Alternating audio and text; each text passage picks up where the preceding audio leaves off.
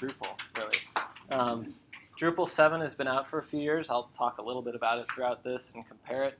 Drupal 7 is very mature, very stable. It's a great platform to build your applications on, but as with all things on the web, it's time to move on. The web has changed, the world has changed, and Drupal has changed along with it. For those of you who weren't at the server check-in presentation, I am Geerling guy almost everywhere, and I'm also Jeff Geerling in the real world, but you probably won't encounter me there much.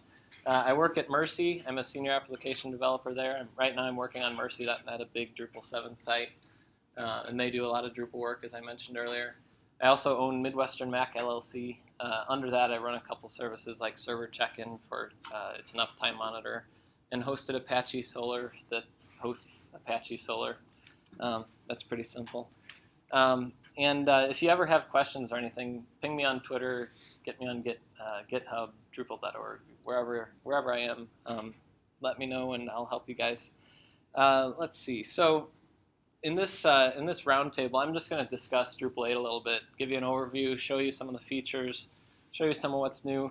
A lot of times I've noticed, like a lot of the blog posts and presentations on Drupal 8 seem to be more targeted at, here's this big new cool feature, and here's another big cool feature, and here's another thing. And there's a lot of little islands of information, but I couldn't find a whole lot of overviews of where are we with Drupal 8. Drupal 8's been in development for like 3 or 4 years now. There's a lot that's in it. It's a big change, and it's a big change for the better. So I wanted to try to encapsulate that and show you some of the highlights of Drupal 8, and then also show you where you can find out more about what's going on. So I'm just going to run through 3 main sections: the content management, site building, and development features. And in development, I mean front-end development, back-end development, anything that would involve more of the behind-the-scenes code. And then we'll talk a little bit at the end. You guys can ask questions. We can discuss like where things are going and how we're getting there. So Drupal 8, one of the first questions a lot of people ask, and you find a lot of forum topics that say, so should I start building a site in Drupal 8? It's like, no, not yet. Drupal 8's not actually out yet. Drupal 8's in development. If you wanted to do an experimental site, that'd be fine. But Drupal 8 will probably be released, 8.0, sometime this year. I would say with some amount of confidence, sometime in the summer. But the key word here, and what you'll hear everybody in the Drupal community say, is Drupal 8 will be released when it's ready. So that just means when we get all the critical bugs and problems fixed, which it's interesting, they're critical bugs, but really, as I'll show you in a little bit, Drupal 8 works great right now. But there's bugs being like some things don't work how they should, but they still work fine. That's a nice thing about Drupal. Since version 7.0, we've had test coverage on almost everything, automated tests. So every patch that goes into Drupal, every new feature is really well tested, and Drupal's a pretty stable platform. Even though we're not even to a beta yet. So anyway, in the Drupal was around 2000 was started up, and then there were a lot of releases up to 5, and at that time they were doing like 4.7.1, 4.7.2. Then around 5.0 they went to 5.0, 5.1, and we've been doing that again. So Drupal 8 will be released sometime this year, and we're probably going to be switching to like 8.0.0 using semantic versioning. So what that's going to enable is, while we're developing Drupal 8, there will be new features added, so Drupal 8 can keep evolving a little quicker than Drupal 7. In 3 years, a lot changes on the web. In the past 3 years, since Drupal 7 to now, really the whole mobile revolution, it was gaining steam in 2010, 2011, but it really picked up, and Drupal 7 was not built for a mobile world. And nowadays, we're seeing more traffic on mobile phones and mobile small tablets and things. So if your application and your website is not built like that, you're going to fall behind. Another question that's asked quite often, especially when you read these blog posts about Symfony and objects and things, is will I have to relearn everything I've ever learned about Drupal? And the answer to that is yes and no. The reason I say that is Drupal's just like the web. Everything is changing. When I started developing websites, it was an HTML file with a couple pictures, and you'd use all these tables and put tables and tables and tables to lay things out. and then you drag a file from your computer up to a server, or you log into the server and edit it in the server. Things have changed radically from then. And if you built a content management system way back then, A, it would be ridiculously complicated back then, and B, there would be no relevance today. One of the cool things about Drupal is every version is radically different, but keeping the same core fundamentals and keeping up with the web. So there are some differences, especially if you're developing Drupal websites, back-end development, and doing some front-end work. There are a lot of little differences and a few big ones. But it's still Drupal. There's still things like blocks and users and nodes and entities. So if you know stuff about Drupal 7, the knowledge remains, but some of the implementation of that knowledge is going to be a lot different. So I'll touch on some of those things, but I'm not going to talk about development much in this presentation. So some things that have changed in content management. This is a little list of the things that I'm going to go over right now. Then I'll give you a short demo. There's a new content form, and you'll notice on here, if you've used Drupal for a long time, it's usually like these huge long forms, like wall of form basically. In Drupal 8, there's the new form is basically the main fields are on the left, and then there's the vertical tabs now are on the right. So this is like metadata, and then this is the main data for the content. And you can place things either way. So if you have like little checkboxes, you'd put those on the right. If you have big fields and things, you'd put those on the left. And there's some other neat things here that I'll mention throughout the presentation. Not going to get too much into it. There's also a lot of improvements for internationalization. Who here has ever had to do multilingual sites? Anything with more than one language? So not too many, but you know that if you have, it's crazy. There's a lot of things involved, a lot of moving parts. For Drupal 7, you usually would enable 3 to 10 modules, and you still wouldn't get anywhere near where you needed to be. With Drupal 8, one of the big initiatives, especially since Drupal is used in like 180, 200 something countries, and is used by a lot of non-English native people, everything is now in core. Everything in Drupal 7, and then more features, is in core way better than it ever was in Drupal 7. I'm not going to give a demonstration of it today because it would take a little bit of extra time to try to show that all. Don't have time for that, but there's some sessions online you can read and view the slides from Drupal cons and Drupal camps about all this stuff. It's cool. If you ever have to do multilingual, it's not easy. It's always hard to do that kind of stuff, but it's way easier with Drupal than I've ever seen with any other system, with Drupal 8. There's a lot of little accessibility improvements and some big ones, like there's this Drupal announce JavaScript functionality. You can have your page react, like if you use Ajax to refresh an element on the page, you can have it announce things through screen readers to people while it's doing things. That's a pretty big win there because and it's built into Drupal's core framework, so it's easy to use. Modules can use it. And Drupal has always been very accessible, scoring higher in the ARIA testing and accessibility suites and things. All the core themes, all the core modules are well tested, and Drupal is used on so many sites, like government sites, where accessibility is a requirement, and you can be guaranteed that almost anything you do in Drupal by default will be accessible. But Drupal 8 has some neat little improvements there. And one final cool feature that if you've ever had to do documentation for a website, or if you ever had to do training, Tours lets you set up for your own modules or for any kind of interface on the site these little widgets. You might have seen them on some sites, like Apple uses them a lot on like iTunes, and a lot of iPhone apps use them, where you basically get guided through the interface with these little pop-ups over which elements do what things. And to somebody new to views, there was a session on views earlier, and if you're new to it, it can be very complicated. This is so helpful just to give you an overview of, like, here's where the title is for the view, here's where you manage the displays, and what is a display. Instead of just showing you a wall of text, it guides you through the page. So I'll give you a quick demo of this on a site on here. Let me bring this monitor over here so I can actually see.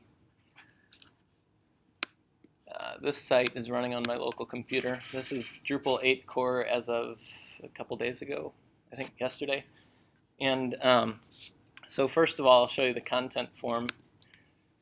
So on this content form, you have, it's a basic content form that you'd normally see in Drupal 7, but this area over here, it makes it more compact. You don't have to scroll down hundreds of pages to see stuff anymore. And you'll notice there's a built-in WYSIWYG editor. This is CK Editor, and CK Editor the Drupal project and CK Editor kind of work together to make it so well integrated that it's like you can't break things as much. One of the hard things in WYSIWYG in general is how do you make it so that it looks like it's going to look on the final website and make it still work with all the code in the backend and everything. And Drupal 8 has helped CK Editor become more accessible, more integrated, and still, like when you insert pictures with captions, the data tags and things are all the right way so that you can still parse it out and do the right things with it. And even when you add an image in CK Editor, it adds it as a field to the node. So that's one thing that, sometimes you'd have an image field. You'd add the image, then you'd insert it into the WYSIWYG. Then you delete the image on the thing, and then it goes out of your WYSIWYG, but it's still in there because you inserted it. This tracks that kind of stuff. It's really awesome. So another thing that's everywhere in Drupal 8 is in-place editing, and that's also enabled by CK Editor's improvements. If I say quick edit, then now I can just change things in here, like delete, save, and there it is. So that is everywhere. Blocks, fields, like individual date fields, you can edit them in place. Like you don't have to hack craziness to try to get this stuff done. In Drupal 7, there were some ways to do it, but A, a lot of them were buggy, and B, a lot of them were slow, and C, it was always just kind of clunky, the interface. Drupal 8 has it built in for everything. Let's see, and then finally I'll show you a tour. Actually, I'll show you this toolbar too. In Drupal 8, this toolbar is fully responsive and flexible and shows everything that you need to see. The shortcuts are actually more useful now because it's easier to add them and arrange them in here. I can shoot this over to the left side if I want, or back up to the top. And if I resize my screen, get out of here. Why did that even pop up? Turn hiding. Okay, so here we go. So if I move over, notice the toolbar pops over to the left side because it doesn't fit across the top. And I'll get into that a little more, the responsiveness, later. But you'll notice that everything is flowing around, and Drupal 8, front end and back end, everything is responsive and designed really well. But I'll show you one of those tours under structure, views. And I'll get into views in a minute too. So if you see a little tour thing up here, you click it, and it just guides you through, like, here's the displays. And this is what the active display is. Here's how to administer this view. It just steps you through. It's so much more intuitive than in the old days. What you'd do is you'd click help, and you get shot over here, and you're like, oh, what the, and you're like views UI, and you're like, I have no idea. Like, you go over here, and then you're completely away from where you were. Tours is in the page with you, guiding you. So every new user will get that tour. Yeah. And you can use tours for your own module, right? Yeah, tours are easy to write, and I'll talk about that a little bit later too, with the developer section. It's so easy. With YAML, you just basically have a list of things targeted at certain elements on the page, and that's it. So let me get back into here, and we'll get into site building. So that was like content management, a lot of the content editors and people adding news posts and things and managing the content. For site building, the biggest thing by far, I would say, in Drupal 6, fields came into core, and that was amazing. Or in Drupal 7, sorry, fields came into core. They were so popular, like you could add fields to your content and add image fields and file fields, and it's like, why isn't this part of core? And then in Drupal 7 it was. And Drupal 8, views are in core. So now you can add your content, arrange your content how you want, and then in views you can display it however you want. You can output RSS feeds, you can output CSVs, XML, everything, just clicking a couple buttons.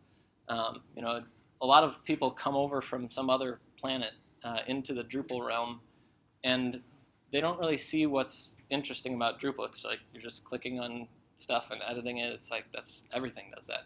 But then when you see views and you see how you can build an entire application, like earlier I was showing server check-in, that's just a few checkboxes and a couple fields and you're done. Like I built server check-in in a day or so using all Drupal's core stuff.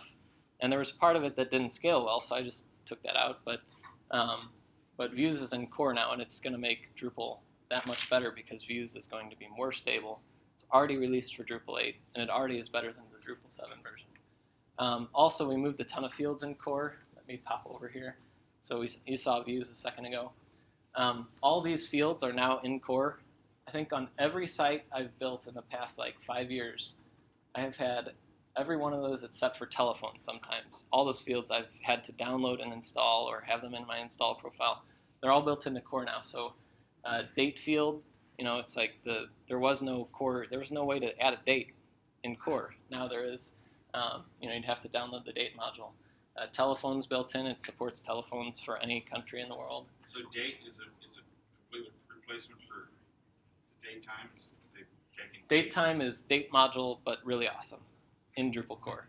Does it do calendaring? Or? No. The calendar will still be a separate thing.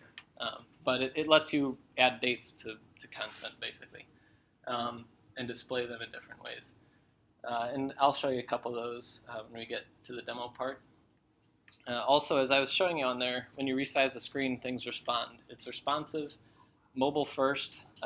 There was a whole team of people working on getting everything in Drupal mobile friendly, including the admin interfaces. A lot of times, you'll see people build websites responsive and mobile, but they don't do anything for the back end. Everything is front end, so when your administrators come up, it's like, oh, I'm on my iPhone, I can't do that. I can't edit this page, I can't change that block. Well, in Drupal 8, you can. Every form, every admin form, every back end area is fully responsive and able to be used on iPads and iPhones and Android phones and even Windows phones, everything. And the thing that this also gives us is no matter where you are or what your device you're on, it's going to work. Like with Drupal 7, there was times when it's like, I don't want to manage that.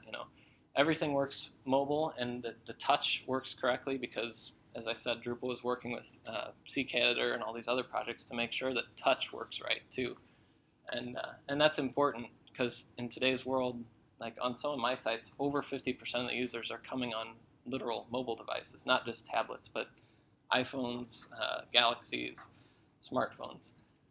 So I would say if your site doesn't work fully on a mobile phone in the year 2015, then you're going to start losing traffic because of that. You're going to lose visitors. And then we also have the form display UI for anybody that's ever had to add hook form alter to every single module and every single site they've ever built, like me. This is a godsend. You've always been able to edit the display. So you'd add a bunch of fields, and you could maybe change the order of them or something. You'd add all these fields, but you wanted one that you wanted to show on the site, but you didn't want to show on the admin form. It's like a field that gets filled in automatically or something like that.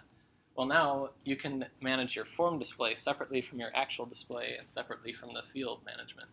So if you wanted to have an email field or a date field that was auto-populated after somebody saves a node and not actually show it on the node form, you don't have to do a hook form alter and say, like, if this, then hide the form or whatever. Now you can manage the form display and say, I just want to hide that date field. Or I want to change the way the link field looks in the management side just for the admin form.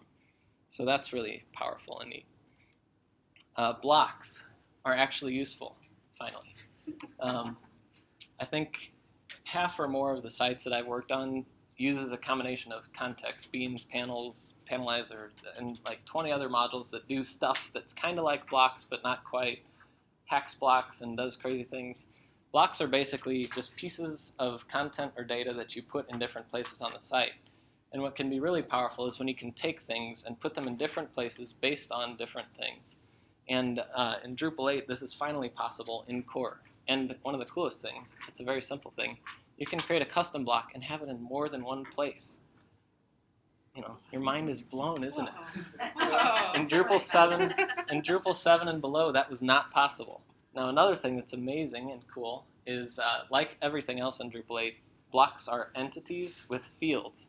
So you can make a block that's like a content type where you have an image field and a whatever field, and you can create 100 of those kind of blocks with different things and have them placed in different places.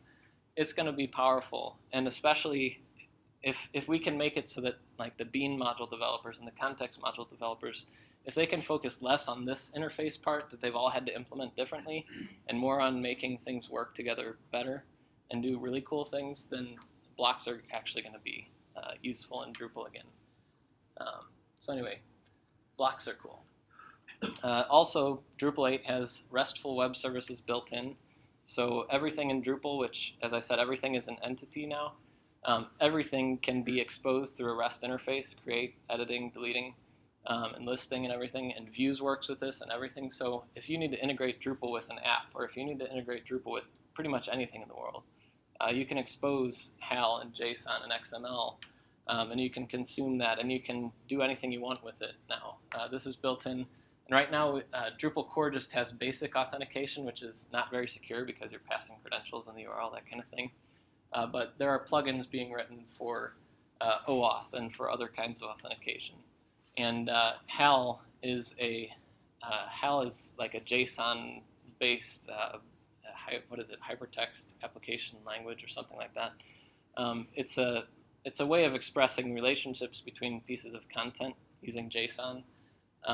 And it will be helpful to advance the state of integrating things with Drupal, where you have multiple entities relating to each other, and you want to download one and get the other information. Anyways, and I'm not going to be able to demo that today because there's actually a bug with the way that entities are displayed right now. So as I said, Drupal's works great. It's just there's a couple things, So I'll demo a couple of those things really quick here. Oh, it's over here. All right, so we have views I showed you, but I'll pop in here. Another cool thing about views is that all of the core content listings in the past, there's no way to override things like the front page view. You'd have to basically rewrite your whole front page. Now a front page is a view. If I wanted to change it to a listing with 2 blocks and a thing and a whatever in views, you can just edit this and change that kind of stuff right in the interface. And also, like another thing I hated was I always wanted, under the people thing, just to have a field that said username is Geerling guy, and then I could find myself. When you have 50,000 users, it's annoying to have to scroll through a list or know the user ID to get to the user. In Drupal 8, this is a view, and this is just a filter. So you can search on a name or search on a field in the user profile. In all the other Drupal sites, I'd have to create a view to override the core listing. In Drupal 8, it's a view, so it's easy to do. So we also have fields, and I just wanted to show you some of these different fields. So these are all the fields we have now in Drupal 8 built in. There's an email field that validates if it's a valid email address. It has formatting options, date. It has a pop-up built in, just like the normal date field. And I guess, and you can, everything is built with HTML5 and all the latest jQuery UI goodness. So, you can, if you change the date, you can go back to the default, and you can use the up and down and choose the date. Link, it's pretty basic, a URL and a link, the text that will display. Telephone, it can validate different regions and things. And then entity reference. And you'll notice here I have referenced Drupal Camp St. Louis. And if I go over to content, there's no node called Drupal Camp St. Louis, so what am I referencing here? And some people would say that's a good question. I am actually referencing, why can I not scroll here? We are. I'm actually referencing a block from a node. And if you have not, if you've done a lot of Drupal work and you've used entity reference before, this will blow your mind that you can literally reference anything on the site, users, blocks, files, anything from any kind of reference. So if you have a block, you can reference a user in that block and have their profile information displayed. If you have a node, you can reference 3 blocks and have the blocks displayed inside that node. You could do this stuff in Drupal 7, but you'd need like 12 modules to do these things. In Drupal 8, it's all built in, and you can. It's amazing to be able to link data together that easily, all within Drupal Core. So if I go back here, so that's the default display of all these different things, I'm sure most of, and this is that block reference. It's literally displaying the content of that block inside the node, and that's built into Core. In Drupal 7, you'd have to have a few modules to do that. So let me pop back over to the presentation. And for this stuff, I won't have a demo because otherwise I'd just be sitting up here coding something. But there's tons. This is like scratching the surface of the tip of an iceberg in terms of what's new for developers. And a lot of people, there's been some complaints sometimes about how complicated Drupal 8 is and all that, but really it hasn't changed a whole lot conceptually. Things are the same conceptually. What's changed is some of the syntax and some of the ways we do things. But anyway, I'll go through some of those. First of all, Drupal now uses Symfony as a base. Drupal, as with many PHP projects in the past and in the present, used to basically have all its own code to do all its own things. So like menu routing and form validation and display of stuff and template rendering. Everything was custom. Everything was written by Drupal. Everything was maintained by Drupal.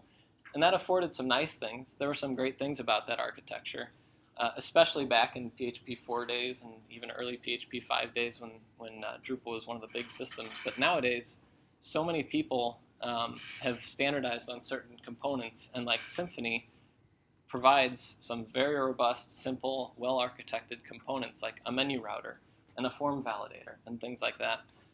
And Symfony has adopted some of those things. And I'm not going to go into detail on them, but there's a couple great presentations. One of them is by Larry Garfield Krell from Palantir, same company as Brad. So I encourage you to go check those out if you're a developer. He'll talk about some of the whys and some of the hows too. And I want to highlight the routing system a little bit. For any developer that's been working in Drupal 6 and 7 and 5, 4 was a little different. Hook menu is basically like one of the hooks that you touch on a daily basis. And in Drupal 8, instead of doing hook menu, it's just the YAML file. You say, here's the route, the path for the route, and then this is, in this instance, it's calling a form, which is that honeypot settings controller. And the way this works is standard across Symfony and Drupal and a lot of other applications out there and frameworks. And it's using YAML. So a couple of cool things here. YAML is an industry standard way of describing objects and content and things like that. So we're using YAML, which is a standard. This routing method is standard across, like a lot of Java projects have the same kind of thing. You define a route, you give it a path, you give it a controller, that kind of stuff. Hook menu was similar in concept, but the syntax was crazy, and it was just huge arrays of menu items. And a lot of people would call it the array of doom. And this kind of gets us back into, this is what the rest of the world is doing. You give a route, like honeypot config for configuration, and you tell it where it is, and you tell it how to get it. And then in Drupal, it also has permissions. So if you have that permission, you can get to that path. So again, there's a lot more about this, all these different topics elsewhere. I'm just giving you a scratch at the surface. Configuration management, huge improvement. For anybody that's had to use features, I say had to use because until probably the past year, features was an exercise in frustration many times. The problem with features is modules had to explicitly define configuration and things. And so you had like configuration in the database, configuration to be exported, all this craziness going on. In Drupal 8, every piece of configuration is managed by Drupal's configuration management system. So you can literally click export on this full import-export tab, and your entire site configuration will be dumped into a zip file of a bunch of YAML. And the other cool thing that enables is YAML is easy to read. As you could see back here, it's just a list of stuff, basically. And then you take that, and you take it from your test server, or your staging server, and just drag it over to prod. Commit it in Git, push it up, you're done. That's a deployment. I could go into more detail on this, but again, there's tons of great presentations out there. Features in the future, I think, will be more of an interface to this, rather than what it is right now is a huge conglomeration of different things that mostly work, but sometimes kill you. Going along with the theme of using the best things that for the purpose, Drupal in the past has had, for JavaScript, maybe 20% of external libraries and 80% internal code that Drupal had to maintain and keep up to date and all that. Drupal has pulled in a lot of good components from the PHP and JavaScript world, like Symfony, I said. We're using Composer to pull in dependencies now, so it's easier to deploy Drupal. You can just put it on something, add to your Composer JSON file, and then it'll download all the stuff you need for your site. Doctrine, Easy RDF, I'm not going to go through all these. A couple other ones like Twig is in there, and I think I might mention Twig again later, but Twig is the new way of doing templates, which is, Twig is similar in syntax to what you'd find in Python and in some Java templating languages, and it's designer-oriented. A lot of times in Drupal, things are more PHP developer-oriented, like PHP template, the system we use in Drupal 7. So in Drupal 8, it'll be easier for designers to pop in there. They don't have to figure out all the crazy PHP syntax. And everything is tested in PHP unit, which is much faster and much more, it helps you with making sure your architecture is better for testing too. And Drupal has grown quite a bit there. And as I said earlier, CK Editor is now used and was improved quite a bit for Drupal 8. One of the things that earlier we were talking a little bit about migrating content going from Drupal 6 to 7, 7 to 8. So there are two big goals that Dries and everyone else in the Drupal community has had for Drupal 8. We want to get people that are still on Drupal 6, which is now, 7 years old? Or I don't know, 7 or 8 years old. We're going to get those people into Drupal 8 because Drupal 6 is going to be unsupported soon, which means security releases, security fixes won't be happening within the next year or two. And we want to get people on Drupal 7 up to Drupal 8, but we don't want to make it hard. Drupal 6 to 7 was very hard, as anybody that's done one of those migrations can say. So Migrate module is now in core, and the way it's being developed is so if you use like all the core things and CCK fields in Drupal 6 and all that kind of stuff, that'll all be migrated directly into Drupal 8 without you doing any work at all. There might be some custom stuff that you have to move, and some modules, some older modules might not get their data migrated, so either you'll have to find a new module and migrate the data yourself, or you just have to give it up. But that one, that support for Drupal 6 to 8 was just committed, and will be in the next Drupal alpha release. So you can start testing that, see what works and what doesn't work. And then Drupal 7 to 8 is in progress, and it promises to be a lot easier even than the 6 to 7 process. There was a module called Migrate D2D. Joel was mentioning that earlier, I think. And it helps you basically say, like, I have all these content types in 6, and I have all these in 7, and push them all over. And it makes that process relatively painless. With 6 and 7 to 8 with Migrate, it's going to be like that, but built into core and well-tested. I have a lot of confidence that I'll be moving some of my sites to 8 a lot sooner than I did 6 to 7. And finally, for the developers, you will probably rejoice and scream and cheer when you see this. I don't know how many thousands of times I've written something like this, or used like entity metadata wrapper, or used some of these crazy functions just to pull information out of a node. I have a node, I want to get the value of a field. In Drupal 8, you just do node, field, value. Done. Another one. We have hook block info, hook block configure, hook block save, hook block view, hook block So this is a pattern that was in PHP 4. This was actually really nice. Like in PHP 4, you could describe information about something and define it and tell it what to do with it and all that through some functional procedural methods like this. But the world has moved on. And in Drupal 8 now, all of this is in one file that implements block plugin interface. You describe your block, you tell it what it does, you can give it a configure form, all in one file, in one configuration. Cool thing that enables is if you want to have a new block, you just duplicate the plugin file and change the title and the whatever, and you're done. That's your new block. Drupal picks that up automatically without having to implement tons of hooks and do tons of switch statements. And finally, if you ever have to deal with caching, you know that it can be one of the most confusing parts of Drupal because there's like 17 caching systems, and one for blocks, and one for nodes, and one for whatever. In Drupal 8, there's Drupal Cache, and it handles all the different caches. and the interfaces for caching is a lot easier. So those are just three. There's literally hundreds more things like this where if you've ever been bewildered by the landscape of Drupal craziness, you will be pleased with Drupal 8, I think. There's a ton more things.